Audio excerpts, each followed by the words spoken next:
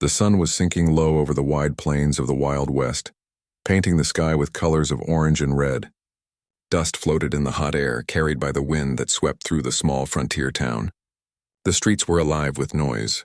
Wagons rolled over the dirt road, horses whinnied, and shopkeepers shouted to sell their goods. But on this day there was something different in the air. People were gathering near the wooden stage in the town square.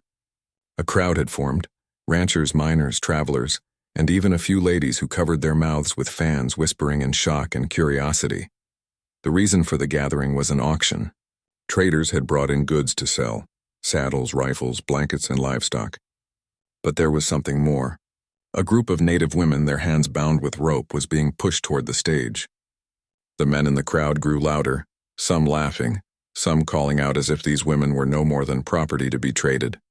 Among them was one young woman who stood out. Her hair was long and dark, falling over her shoulders despite the roughness of her capture. Her face was calm, though her eyes carried both fire and sadness. Even in chains, there was a quiet pride in the way she held herself. Her name was Ayanna, though the crowd did not care to know it. To them, she was only another body to be sold. James Carter stood at the edge of the crowd, his hat pulled low over his brow. He was a rancher, a man known in town for being honest, hard-working, and quiet. He did not come for the auction. He had come to buy supplies for his ranch. Yet when he saw the young woman step onto the stage, something stirred inside him. He saw how the men around him stared at her not with respect but with greed. He saw how one man whispered to another about what he might do if he bought her. James's jaw tightened. The auctioneer raised his voice. "Now here's a fine one. Strong, young, and beautiful. Who'll start the bidding?" Voices rang out. $10, shouted one man in a dirty vest. 15, yelled another, laughing as if it were a game. 20, barked someone from the back. The price climbed quickly. The men were not only bidding to buy, they were bidding to show off, to prove who had more money and power. Ayanna kept her head high, her dark eyes looking past the crowd, as though refusing to give them the satisfaction of her fear. James stood still, his hand resting on his belt. He thought about the money he carried in his pocket. It was meant for tools and feed for his horses. But as he watched the scene, he remembered something from long ago. He was a boy then, no more than 12, lost in the wilderness after falling behind on a hunting trip.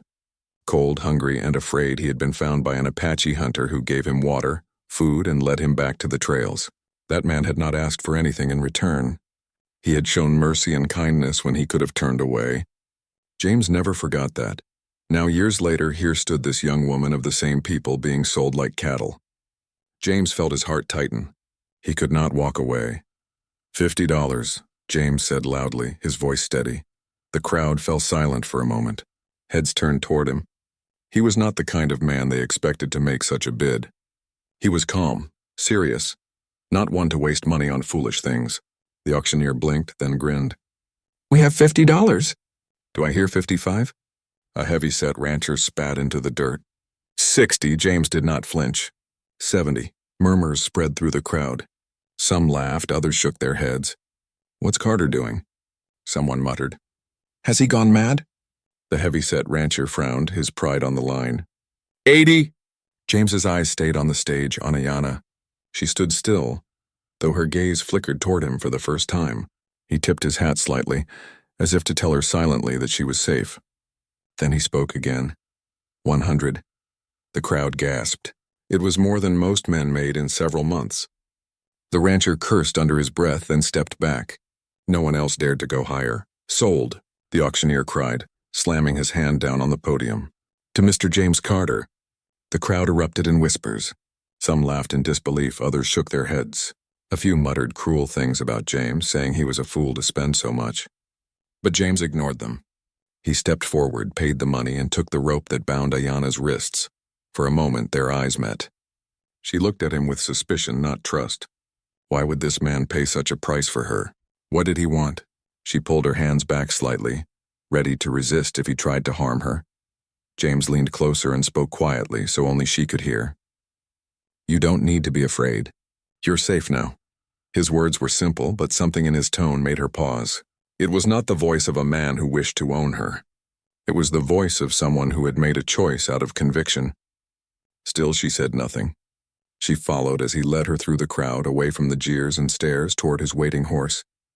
As they walked, James could feel the eyes of the town on him. He knew there would be talk, maybe even trouble, but he did not care. In his mind, he had done what was right. He helped her onto his horse carefully, making sure not to frighten her, and then climbed up himself. With a gentle kick, the horse began to move, carrying them out of the noisy town and into the open land beyond.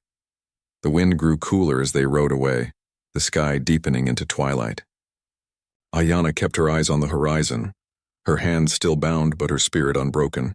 James glanced at her now and then, wondering what she must think of him. He had no clear plan, only the certainty that she did not belong in chains. That night, when they reached his ranch, James tied up the horse and led her inside his modest home. He untied the rope from her wrists and set her free. She rubbed her hands, surprised that he did not keep her bound.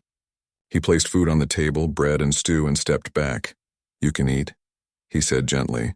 "You're safe here." Ayanna looked at him carefully, her dark eyes sharp, waiting to see if there was some hidden trick. But when she saw him sit quietly on the other side of the room, giving her space, she began to eat.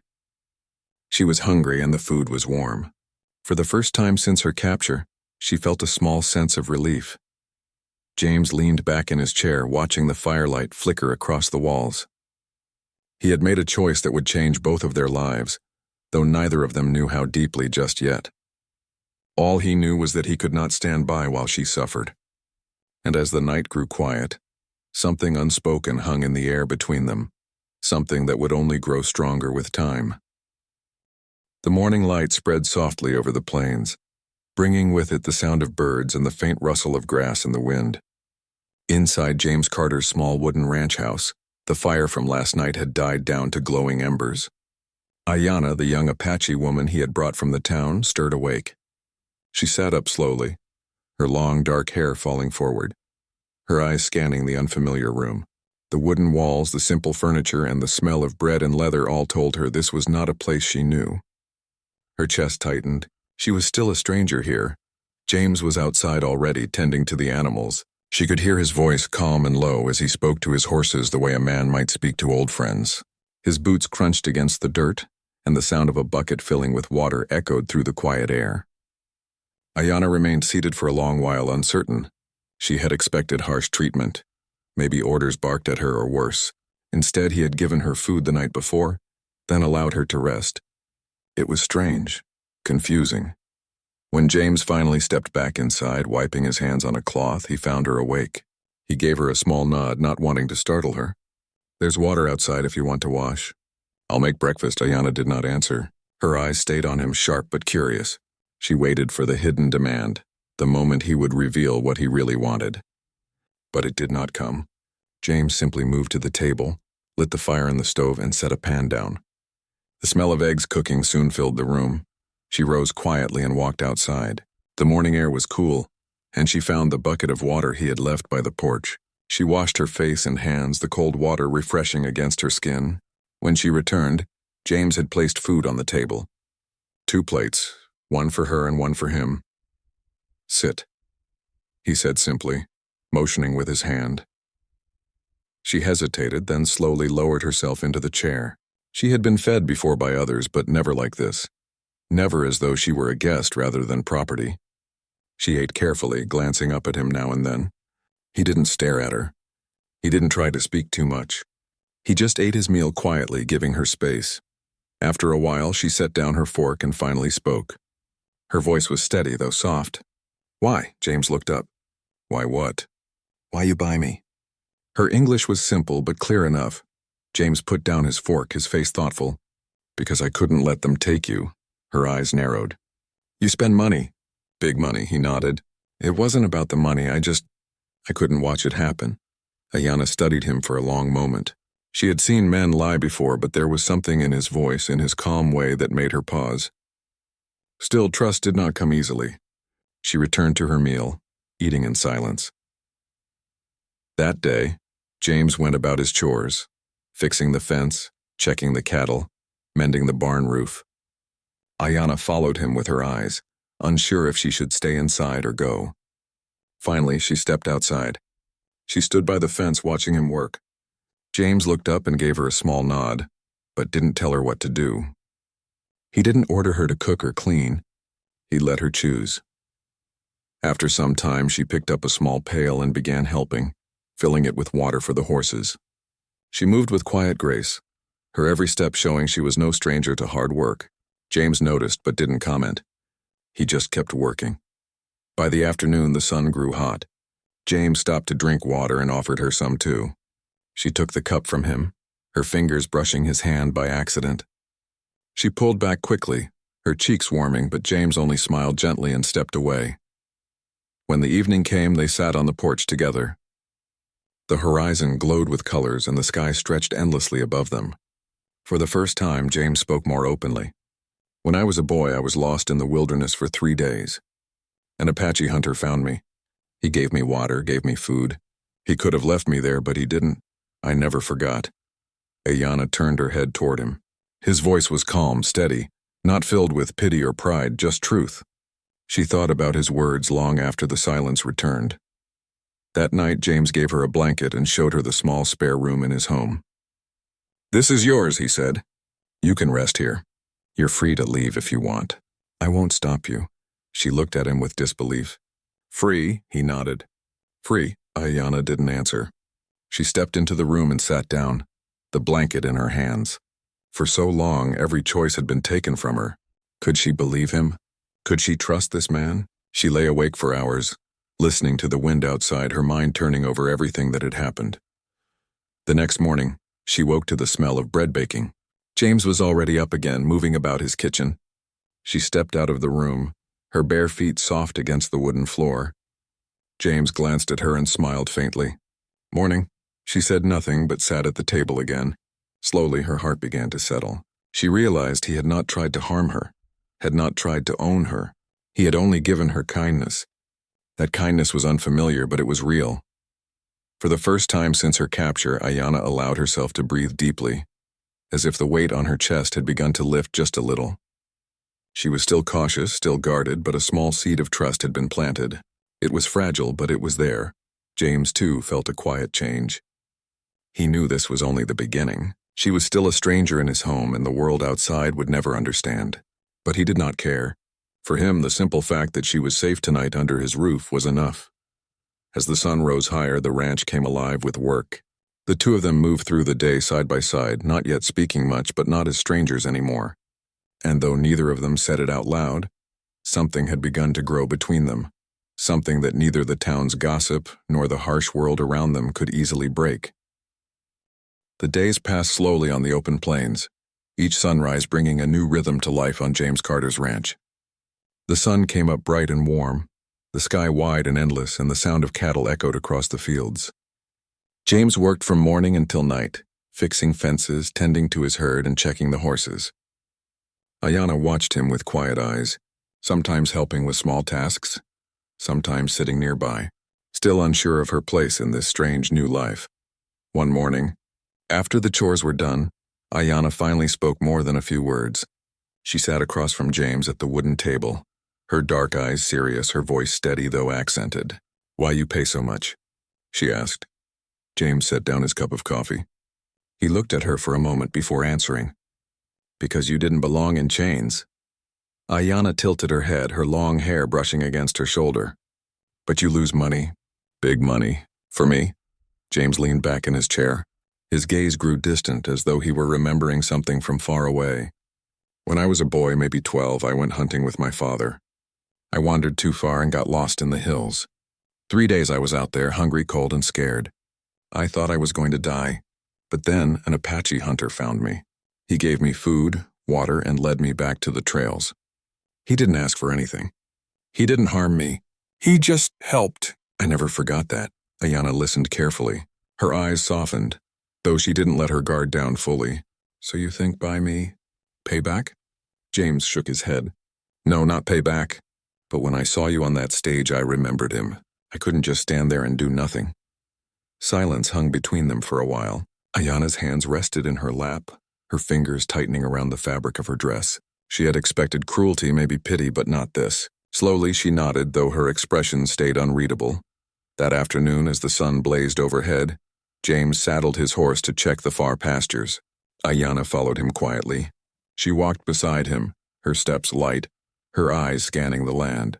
She had grown up knowing these plains in her own way, and though she said little, she noticed things James sometimes missed: the faint tracks of a deer in the dirt, the movement of birds in the distance, the way the wind carried scents across the fields. At one point, she stopped and bent down, touching the soil with her fingers. "Rain," she said softly. "Soon." James glanced at the sky, which still looked clear.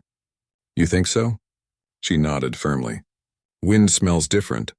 Ground feels soft. Rain will come." James smiled a little. "You know this land better than anyone I've ever met." Her lips curved in the faintest hint of a smile, but she didn't answer. Still, something shifted between them in that moment. Respect, quiet, and mutual. That evening, as clouds gathered in the distance, just as Ayanna had predicted, the two of them sat by the fire inside the cabin. The storm outside was still far off, the thunder low and rumbling across the horizon. James sat with his boots stretched out, carving a piece of wood with his knife, while Ayanna sat across from him, staring into the flames.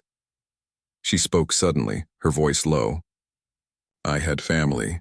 Mother, father, 2 brothers." Her eyes did not leave the fire. "We live near river.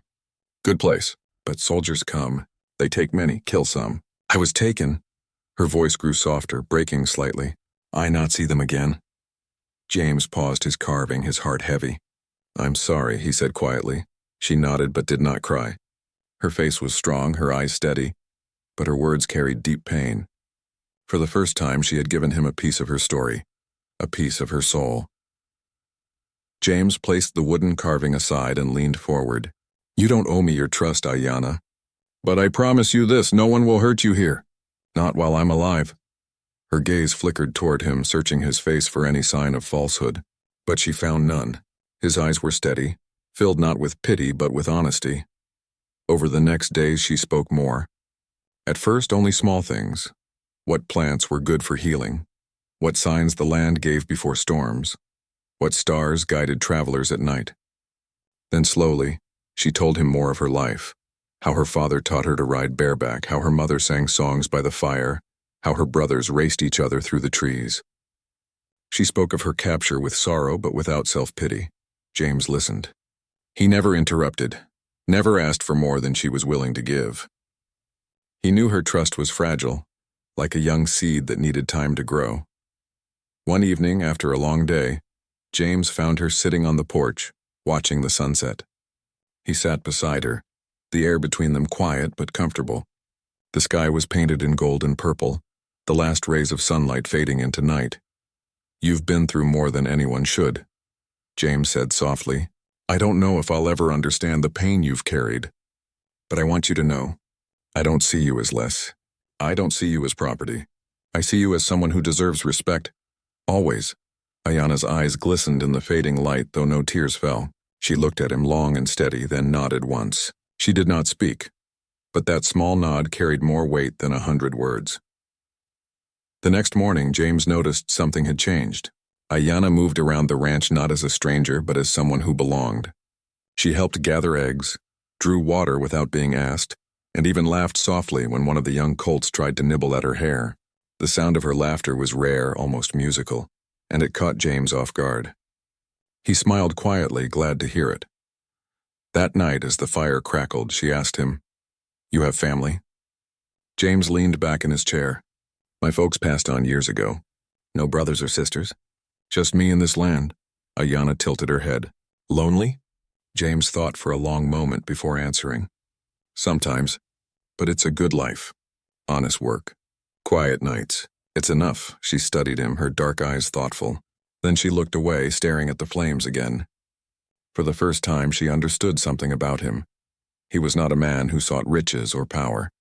He was a man who valued peace, honor, and simple truths. As the days turned into weeks, their bond grew. She spoke more freely, and he listened with patience. He told her stories of his childhood, of learning to ride, of nearly breaking his arm when he first tried to tame a wild horse.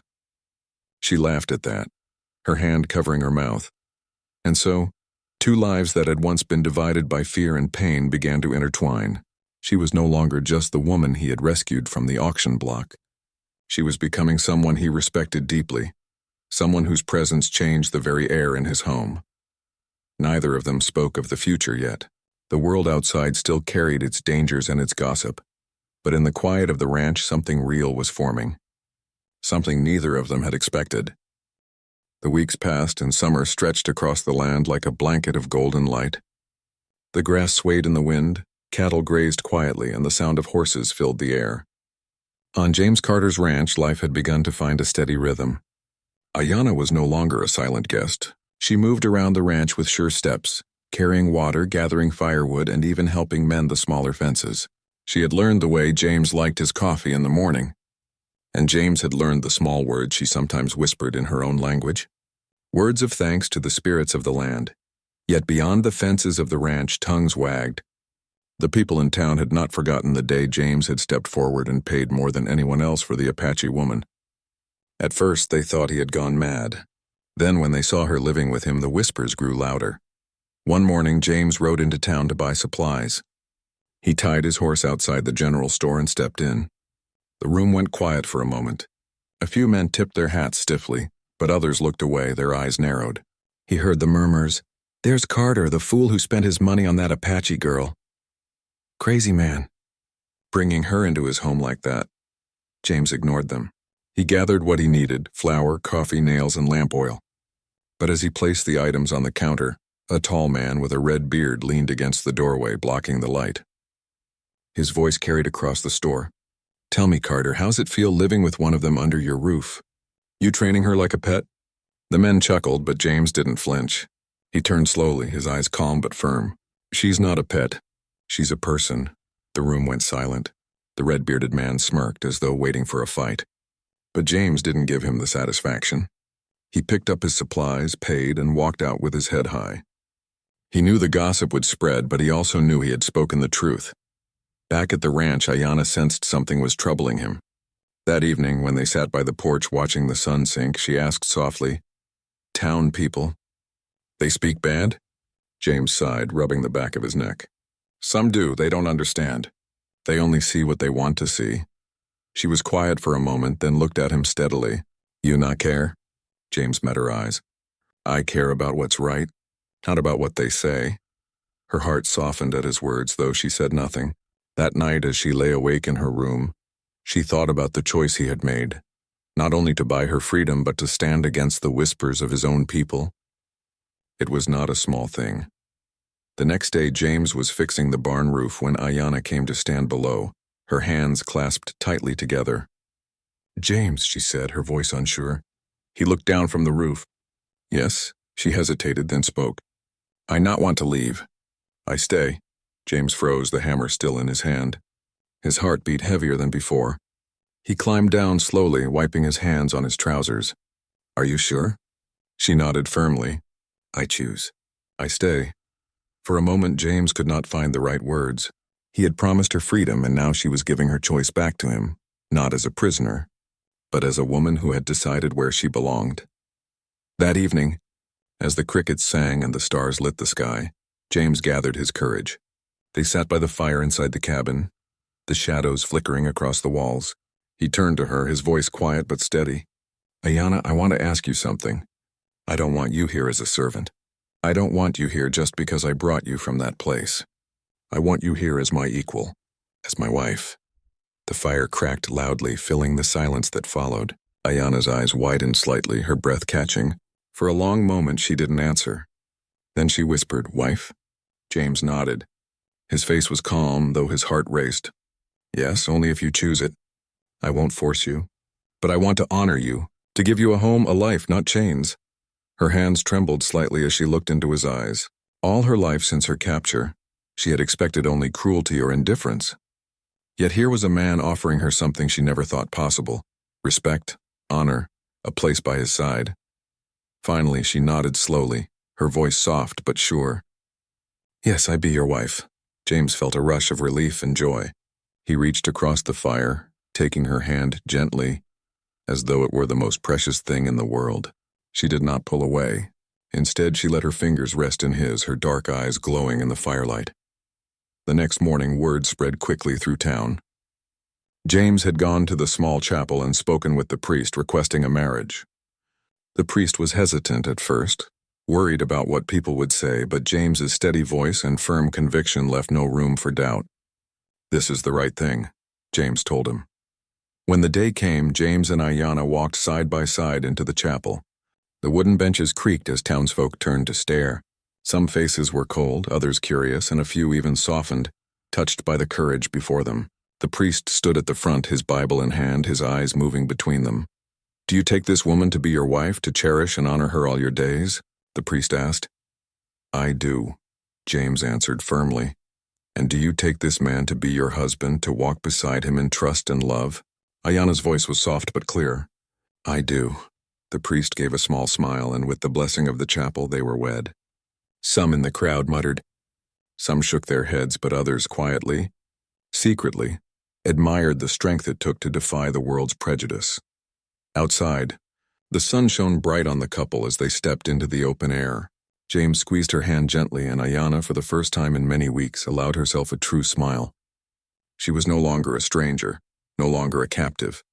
She was a wife, walking proudly beside the man who had chosen her with honor, and whom she had chosen in return. That night, back at the ranch, they sat once more on the porch. The stars stretched endlessly above them. James reached over, his hand finding hers again.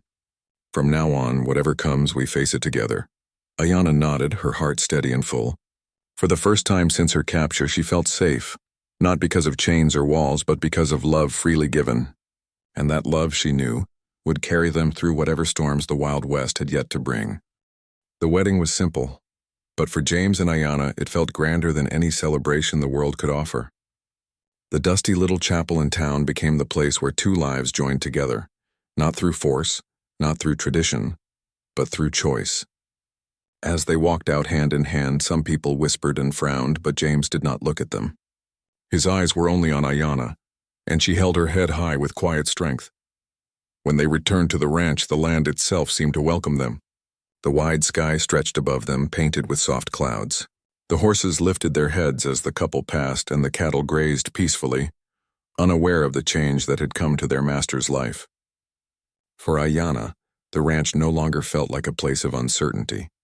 It was now her home. The days that followed were full of work, as always. Ranch life left no room for idleness. But now James and Ayanna moved side by side, sharing both the burdens and the joys. In the mornings, Ayanna would rise early and brew coffee, while James fed the animals. Sometimes she baked bread, her hands learning the rhythm of the kitchen while James chopped wood outside. At first, her ways were different. She cooked with spices James had never tasted. She moved with habits from her people. But slowly, those differences became part of their shared life. James tasted her food with curiosity, smiling each time he discovered a new flavor. In return, Ayanna learned the ways of the ranch. James taught her how to ride his horses with a saddle, though she was already skilled at riding bareback. He showed her how to mend fences, how to guide cattle, how to fix tools when they broke. She listened carefully, her dark eyes full of focus, and soon she moved across the land as naturally as he did. At night, when the work was done, they sat together by the fire. Sometimes James told her stories of his boyhood, the time he tried to rope a calf and ended up being dragged through the mud, or the day he and his father had to fight a sudden storm to save their herd. Ayanna laughed, her laughter soft but real, and James found joy in the sound. Other nights, Ayanna told him stories of her people. She spoke of the songs her mother sang, of the dances around the fire, of the way the stars guided her people through the night. Her voice carried the memory of a life she had lost, but also the hope of carrying it forward. Though the outside world still whispered, their bond only grew stronger. When James rode into town now, he walked with Ayanna at his side. Some people turned away, but others greeted them with quiet respect. A few even softened, realizing that love and honor mattered more than the color of one's skin or the origin of one's birth. One afternoon, trouble came. A group of men rode past the ranch, stopping near the fence. They laughed and shouted cruel words, mocking James for marrying an Apache woman. James stepped forward, his face calm but firm. He did not raise his fists, but his voice carried strength. "This is my land and she is my wife. You've got no place here. The men muttered, some spitting in the dirt, but they finally rode off, leaving only the sound of hooves fading in the distance. Ayanna stood behind James, her heart racing. When the men were gone, James turned to her, his eyes steady. "No one has the right to dishonor you. Not while I live." Ayanna's chest filled with warmth. She had once feared she would always be seen as a captive, as something less. But James had shown her again and again that she was his equal, his partner, his wife. Seasons changed. Autumn painted the land with gold and red. Winter brought snow that covered the plains in silence. Ayanna learned to wrap herself in thick blankets, and James built fires that kept their home warm. They faced the cold together, their laughter and conversations filling the long nights. When spring came, the land bloomed again. Flowers spread across the fields and the rivers swelled with fresh water. It was during one of those bright spring days that Ayanna stood by James, watching the calves run in the pasture, and whispered, "This is good life." James smiled, slipping his arm gently around her shoulders. "Yes, it is." Over time, people in town grew used to seeing them together. Some still whispered, but others began to accept them. Ayanna carried herself with quiet dignity, and James's unwavering respect for her silenced many of the doubts. Slowly, they carved out a place where love could grow even in the harsh world of the frontier. But their story was not just about survival. It was about hope. James had chosen to see her not as a stranger, not as a burden, but as a woman of worth. And Ayanna had chosen to trust again, to give her heart after so much loss. Together, they built a life where respect and honor laid the foundation, where love became the roof that sheltered them. One evening, as the sun dipped low and the land glowed with the colors of fire, James and Ayanna stood hand in hand on the porch of their home. The air was filled with the smell of earth, the sound of crickets, and the call of a distant bird. James looked at her, his face touched by the fading light. "Do you regret staying?" he asked softly. Ayanna turned to him, her eyes shining. "No, I not regret. I free here." "Free with you?" James felt his heart swell. He knew the journey had not been easy, and the world would not always be kind. But in that moment he understood something deeper. They had created their own freedom, their own peace, and nothing could take that away. The Wild West remained wild. The days were long, the work was hard, and danger still lingered in the distance. But within the walls of their home, within the bond they had chosen, there was love that could not be broken. And so, the man who had once walked into a town square and made a bid that shocked everyone, ended up with something far greater than the crowd could ever understand. He had not bought a possession. He had found a partner. Ayanna was no longer a captive. She was his wife, his equal, and the heart of his home. The plains stretched endlessly before them, and together they faced whatever lay ahead, not as strangers, not as captor and captive, but as husband and wife bound not by chains but by choice.